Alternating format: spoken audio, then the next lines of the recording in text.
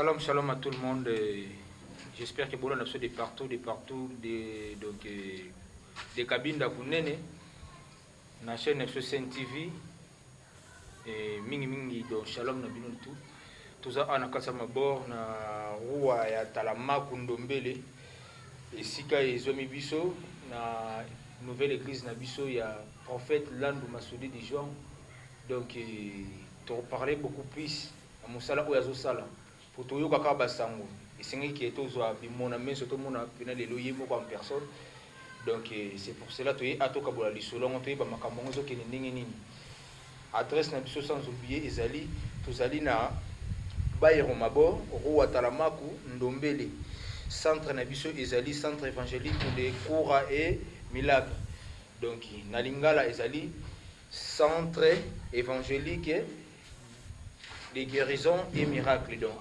tout se basera beaucoup plus dans les miracles. Moutaliboma, Nani, donc moi ça peut t'accater. Donc, nous avons publicité qui y a bon zambé, parce que tout ça pour éclaircir batou. Oh, il y a un zambazo, ça, la toki ko bomba en cachette. Il faut tout l'accès batou que ceux qui te l'ont libéré, on a banda côté dans le cerveau évangélique, ils ont landa moté, nani landa, nani nandaku, mondimi nandaku. Il faut faciliter bon, à partir internet, TV, va comprendre que c'est que miracle au prophète Nabiso Azar au Sala. Donc, Jean Landou Massoudi. Landou Jean Massoudi. Oui, parce que Yémou Tazo la Moussabiso parce que Azar Papa, oh, Yamon a appelé beaucoup plus que ça, la miracle est belé. Donc, comme on a ébouillé, ça déjà bénédiction. J'espère qu'il y en a au Pamboma. Donc, Bas TV Beza au Pamboma, Saint TV Beza au Pamboma. Shalom, Papa. Shalom, Deus, c'est Jalovado, par la grâce de Deus, obrigado por me encontrar aqui. Estou saudando a todas as pessoas por esse momento. Que a graça de Deus fica com ele. Ticanzam Baba Telabine, se estamos ali. Vá, merci, Nanda, para o jornalista. Obrigado por ter vir aqui. Vamos rezar ainda por entrar no nosso palácio do dia de hoje. Bon, chers téléspectateurs, de vous comprendre que tout le monde il y a les bons délits. Et tous les bouts, papa, à le beaucoup avant tout qui n'a pas sur quelques détails. Tout comme ce qu'on entend, il y a que papa après ça, à le beaucoup de façon qui peut démarrer sur comme sur Em nome do Senhor Jesus Cristo, nossa salvação, que a graça de Deus nos acompanhe. Tika tengolo na ibila, ibiso yo lobi Yesu zalini ndenge moko lelo libela. Tika ye nyoso tokosala pona lokumu na yo na kombo na Yesu masiwa kufela biso ne plus. Amen. Amen. Papa, naza mingi ya koloba pene belete, na ye beaucoup plus. Naïba pour nazoyo kakaka de partout Ouiji donc tous les provinces ya Luanda nazoyo kakaka pasteur la nutiki sasa sans oublier non peut ça mbote na maître tchèque na kisasa journaliste munene j'espère que zotala ngaipe donc papa yeyo opesa nga sangwa papa na yoka kikaka donc mutema pene pela ki moto na ina posa na tala papa et coïncider peut ina caméra na biso na cadre musala na biso ya SN TV de s'abonner beaucoup plus na YouTube na biso ya SN TV donc papa yeyo papa ça na quelques détails alo bana biso papa tozo yo kozobi ki sa ba maladie batama boma moi ça botaka te donc tout comme quoi ezalaka négatif na batu yozo comme ça mo positif papa ezani merci ndeko journaliste nzamba kongola yo ezanga ite mutu na bikisaka yesu mutabikisaka tozuma mukanda ya actes des apôtres 3 verset 6 Bible lobi Jésus Paul na Peter bakutani na mukakatani wa badaki kotambola te ba ebise que lève-toi et marche telema peto tambola tozali koloba na ntina ya lobiko Yesu alobi yaza ndenge moko lelo libela na libela Yesu banda na tango kalati siko a changer kate soko ndimeli ye ndeko nanga journaliste makamuno changer vie na changer ngai te mutu na biki saka mutu azali ko biki sezali nzambe o akela likolo na se soko cheko ndime pai na nzambe quel que soit malade zanango okobika pe zala na kondima parce que Bible le dit tout est possible à celui qui croit soko zana fait wane ko sala mapai na yo mais soko zana fete eloko mo te ko sala deve ficar com fé quando ta vida a igreja de cours de miracles vem côté au fait aqui de Mabor dia 24 d'avril dia 24 et vamos vir aqui de Mabor quand c'était papa dia 24 ezali jour ya événement ou soit déjà ouverture église na biso bon jour le 24 avril les jour vraiment ba Mabor ezali yoza partout ouais éclairci biso pena papa donc est-ce que ou ezali église ya sika ou soit ezala déjà pour tout autant adresse na biso na kobanda lisusu tozana bayro ya Mabor roi talama kundombele donc précisément na kata mama ana pona ko préciser pena bat ko éclaircir bat papa to yeko tala ye donc to na papa église sika to ndenge nzamba pambola bandeko nyonso balandi nyonso Afrika mobimba pe ba Congolais pe ba Angolais Afrique mobimba nzamba pambola bino ngai wa bino pasteur Jalando Masundi de prophète Jalando Masundi de yeyo nzambe apambola bino bana Congo mobimba nzamba apambola bino tout balandi nyonso nzamba apambola bino bisika nyonso bali kotala Angola Afrique mobimba na pesi bino shalom na bino yangwana vraiment ngai wa bino ngai église eza partout nzambe atombolanga na bandi ministère depuis 98 tilelo de nazaka na kati ya musala expérience ezali ouais musala oyo bandi vraiment depuis 1998 et puis tisiko nazoko baka na musala nzambe vraiment asala ka minene pe nzambe azosala ya bikamo merci vraiment na ndeko journaliste musala bandi kala mais loko na loba mingi beaucoup mingi to parlaka sur les miracles Jésus mutabana des miracles tant yo yena kondima na yo okobika surtout date wana le 24 avril tozobeta 7 za spécial ouais ça spécial batu nyonso mi semona katebaya batu nyonso bazana maboma na ndako baya jour le 24 parce que bible lobi tango tozui ofele to peska ofele tango ye pa ya prophète déjà Jalando Masundi di nzamba pesanga ya appel ya ofele tango yo ye awa okobika ya ofele zate que non ava obika fo pesa mbongo te nzambe tango apesa kinga likabo apesa na lobika mo très important papa eza na ba pasteur belé tozo mona ba pasteur belé mon collecteur na mabebele ba avancer ba koma belé to mona begizi mususu fo bika fo na kotanga ba komboti fo bika il faut ba mai ba biloko moko boye somba musuni église na biso eza ba condition te mo bote ko lia musuni te ba mai ainsi de suite ba marambona a ezate te biso aninga polémique te biso ba bilo wana to se bazar na monter j'espère que yopoza en dehors ya ba polémique ezaka juste question pour éclaircir bato pasteur nzamba pambola yo ngana loba mingi na bible lobi boye Bethesda ezali mingi oyo le Bethesda ezali place oyo bato babandaki kobika biso toza ministère ya cour et de miracle toza église oyo soki totali yango eza église sikoyo ya Molimo Santo place yo tozoparlaka mingi makambo ya Molimo Santo akobikisa mutu na nzela ya mai Molimo Santo akobikisa mutu na ndenge ya lingi mais mpona bikila oyo kolia oyo te wana epekisami eza te awa biso wana bikila wana ezalaka te ndenge Jean 16 verset 12 10 à 15 bible lobi boye yesu alobi nga nakei na kotika bino bitike te me na kotindela bino Molimo Santo siko temps oyo toza nango eza temps ya Jésus na tata na Molimo Santo iloko wana nyonso il faut bato bakroye ke no toza na tata pe mwana elimo santo siko biso tokroyaka na makambo etali Molimo Santo pe Jésus Christ arrête o te tosambelaka mpona komba tata moko boye tata wana akufa asekwa te biso tosambelaka nde Jésus Christ oyo akufa pe asekwa oyo aza na biso nga na yo lelo na kalata ya Platon. Merci na mutu na nonde ya dadi doma lobeza bene bele na mitune bele ya koloba mpona yo parce que sango na yo kangwa parti ya Angola ti sango na ko na depuis ki bakisasa na bapoto de partout oza na ba témoignage na yo papa na ina tuna likambo moko lelo mamba be église ko mona na mutu ko mona bandimi na ye na mutu ko mona makambo na ye est-ce que papa tout le monde a fait ba place mususu to ebina be église belé ba avanti pe salama trop mutu azali na maladie te ba yene ka c'est comme si ka ki azana maladie be batie liboso wana yo ko simbeka boya bwaki ba beki ya biki ba jango salama ka pe belé c'est papa ah yo salama te voilà ah ba dume salama te prévenir ça bido boza ba pandisango okeki saso oyo ka ba boma bazana ba chaîne basomika kimona mesa na kati te papa ngai pena na ndenge ya vérité ngala bomba le kamte na nga banki te na journaliste oyo tonton supérieur papa bio donc ndozo mona ngabuye na taka pena tembe makasi mais tembe na ngana tsa ngo devanza mama bonzambeti iza pona mama na biso di biso tongo za ko tya tembe na bonzambe so na mutu no za déjà modi donena tuno di kambuana est-ce que awa esala makate awa ezala te awa tozana ba témoignage belé bande ko belé ka tokolo ba tokotanga ba kombo na bango te mais ba vrai kombo banga na yebele liyo pourquoi atozana lona na bio na kombo ya pasteur Jalando Masundi ko salisi ba musicien belé donc ça donc ceux qui na bandi ko loba awa do ba o to wana écran donc mingi balobeza te nga pene oke basango na susi na ngai yango monaki na scène TV servara biso Angola mobimba de cabine monene les seuls caméraman na biso les seuls réalisateurs na biso les propriétaires Corneille Ndopasi donc tozalaka na ye na betaki liso na bi non attendez toza ndenge nini tomemaka caméra tolanda esika azali po tolandi kolanda toyebe na bote okuta en pleine pour inauguration eza kutu lelo te bamisala ezosalama na kati ya lopango to comprendre te donc papa volonté ya boye est ce que tout le monde yoka bapaster mosusu à part mamba église basalaka mpe bacope mosusu ya ba cccc dadi éclairci biso nano.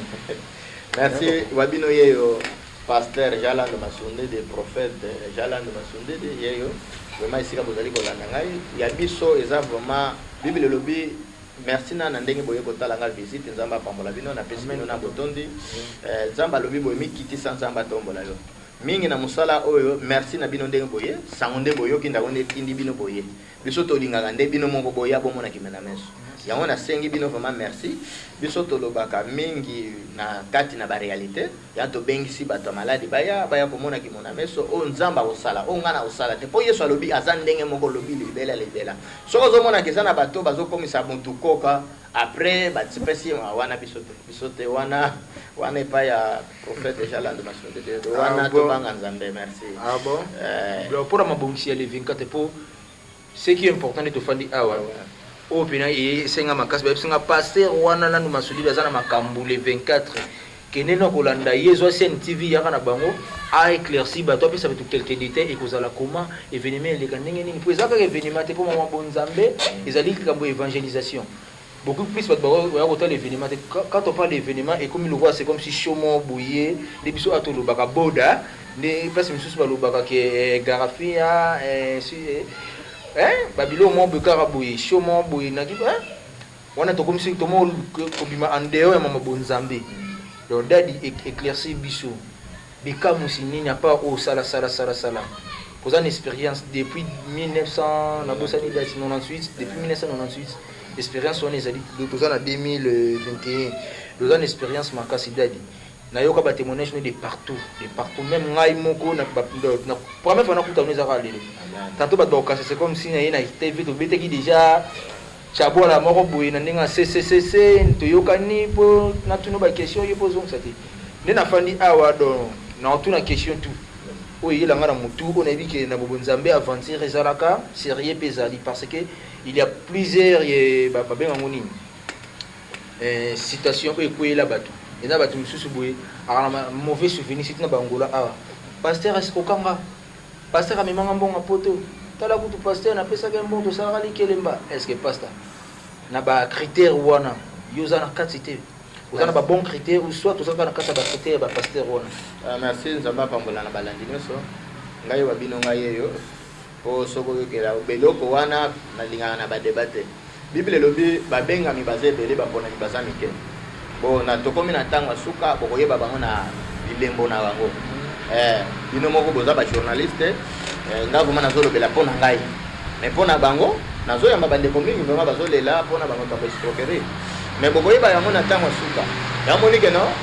biso tolobaka na bible ka biso tolobaka bible yango tokomi na tanga suka musana nzambe o abenga escro eza vraiment na ntina moko te nzambe ndenge abengaki ozalaka na ligne wana nzambe abengaki ni gauche ni droite tina yango wana biso awa yaka na kondima na yo mbongo na yo bomba yaka na kondima na yo tango yo biki yo moto koyeba mais ekomi awa ke no aba moto asalisa moto aba osambelela motu fombo sombaji non bon te biloko wana te tango nzamba pesa ko do wana pesa ki combien wana yo komi na nganga tika kokosa bato okomi nganga parce que musala nzambo zui ofele ko pesa be ofele soko zanga nganga lo bena to mo ba na ngola na kati yote dadi comme do ekomi to mo ngai moko kutu bolimisa boza ba pasteur na ko de réalité devant na devant yo boy na devant nzambe ozali musali na nzambe ozali mutu o représentaka nzambe toma ko benga ngo lokola milieu commercial est-ce que aiza milieu commercial te non bato bayana kondima bamema bato malade bayaka na kondima na bango eloka na senga ngwana bayaka na kondima misusu pe ba na courage akoyana na mutu na ye azoya pe na ye mo na malade na me ba toma ko basango na bino pasta ke ba moto à part mamba bonzambe bozunzambe botseli boso lokola soutani ya pembe taniski na sima makile zali bomona basingana baluke to nde tozoyoka ba détail wana dadi est-ce que awa mambo wana eza te non omoni na mosala tozosala oyo toza na chaîne TV chaîne oyo etalamaka partout monde entier nde oza be bazotala partout Ndombasi TV eyebani partout Corneille Ndombasi aza partout aza grand réalisateur donc nde tozali boye bazotala yo il faut que ça ba détail tout de façon que au satisfaire batou ba comprendre qu'est-ce que pasteur na biso za ko sala qu'est-ce que papa Joan aza ko sala qu'est-ce que papa Lando aza ko sala donc ngai te mutu nazo sala mutazo sala ndeza nzambe amen nzambe mutazo sala ngai vraiment naza extrêmement simple ya nzambe nzamba zo ko utiliser nga naza lokola neti cameraman soki bantu asimbi yango te kofilme te eza lokola neti journaliste soki aza te akofilme te soki omoni moto akomi komikumisa ye nde asalaka te ngai te ngai nde naza mosali ya nzambe tafournia pamba nakati te papa tokomona batango boye omona mondima zwi photo ya pasteur na tie na mire na place tout à ya Jésus Christ totie na mire est-ce que nde totiaka ya Jésus Christ bongo photo wana na ndenge totiaka ya bapasteur na biso wana na côté na yo pona ezali pe entre tozosala mambo ya événement na biso les 24 tozoloba beaucoup plus pona yango mais entre temps aussi pende tofandi aboye à travers biso toza koéduquer bato tozosala chose moza très éducative est-ce que toute ça photo ya Jésus Christ surtout tout ça ya pasteur na biso église moto akufela biso ne kulusu sina utaki kolobela yango biso to parlaka mingi na kokoko te to parlaka mingi na bakoko bakufa kala te biso to parlaka sur Jésus ye akufa pe asekwa mutuna wana na ezongisaki déjà na lobi boye biso to sambelaka Jésus to sambelaka o akufela biso ne kulusu oyo azana biso elongo ya mona na kate mende to vandi boye azana biso ozotambola azana ye okotisima ya azana yo ya za Dieu tout puissant partout na mai partout na wese partout azali bon na musala oyo na che na bengi sibino ka le 24 boya komona kimona meso onzamba kosala boya nde le 24 bato malade na bengi sa appel ya makasi 20 ko tudo pessoas está com doente lá em casa tudo as pessoas está tudo doente baço malucos tudo as pessoas está tudo maluco na lingala eza lokola liboma tudo as pessoas está com doente do maluco epilepsia tudo as pessoas está doente tudo de estômago tudo doente não está a ficar bem tudo doente vem leva só o teu fé vem só com o teu fé aqui o Deus vai te dar tudo, Marco. Em nome do Senhor Jesus Cristo. Andei a mana beto bem, vai me magar com dima. Pena sem que jour le 24, e do número disso que bandana 12h existe. E go yago sila kino de 7h, e go zala vraiment benda bika nzambe. Lokumu e go zonge pai na biso teme lokumu e go zonge ndai pai o nzambe abengaka. Sikoda dinana question mo fona tuna yo. Bat bazoyoka ke ana mama ne fungwani awa na tozali na précisément fona bandela susu bai on a biso ya mabo. Na roi talama kuna ndombele botala biso partout dadi tomoni oyo nga première église nga na mona oyo po oyo eza lokola po batemple minene pe ezali non ezali ouais ezali po oyo eza lokola cellule j'espère non oyo na ngola awa to chebe ma église mère na kata Luanda nini siège ya Luanda nekomi awa Luanda nyonso vraiment awa ba paroisse nyonso place eza chaise na ngonde awa ah bon donc numéro 1 ya makambo comme ndesiko awa vraiment awa ndé so apa ana Luanda eza susu wapi bon na Luanda tozali na kamama tozali awa pe na mabor tozali vraiment toza sur place merci vraiment na mutuno pesi na Congo pensa mba pamula bande nyonso bientôt ceux qui tosilisi masala awa na Congo bozo na Kinshasa ndanga we na Kinshasa kuna na ju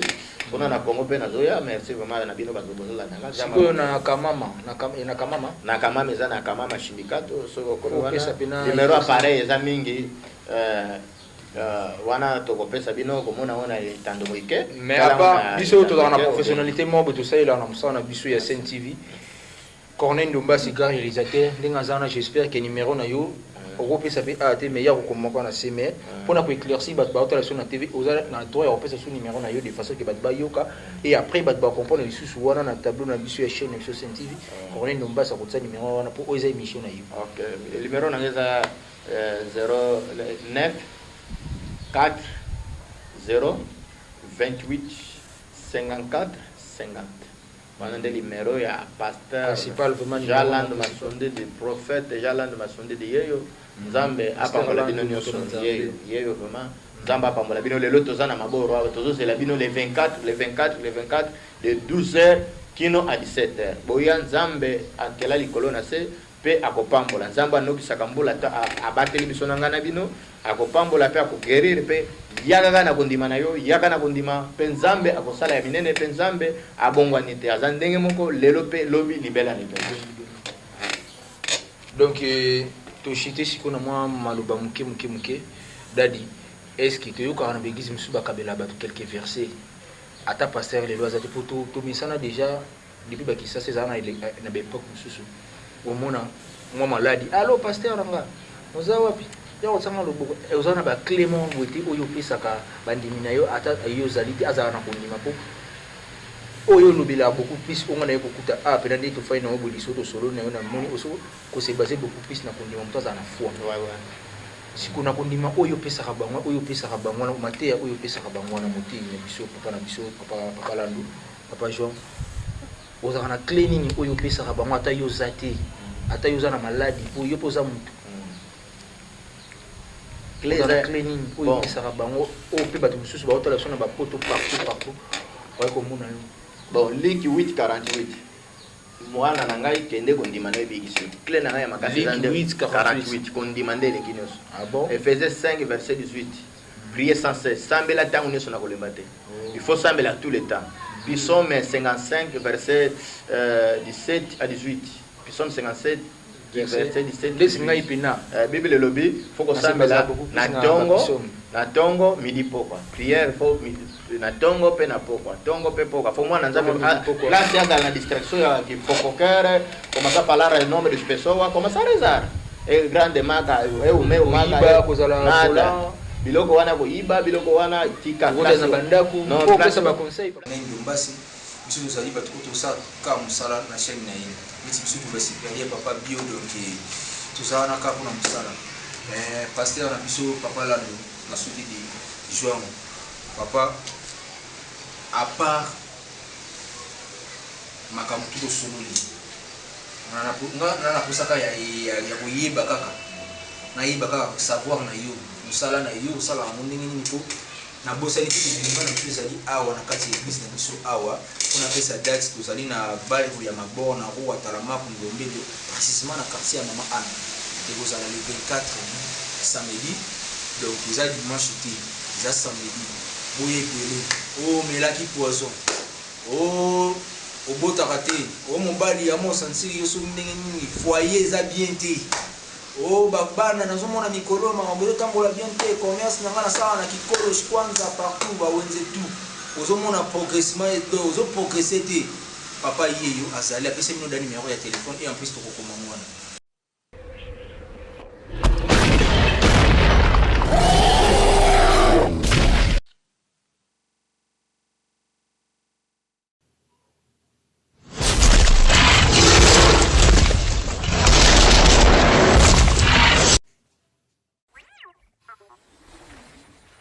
Thank you.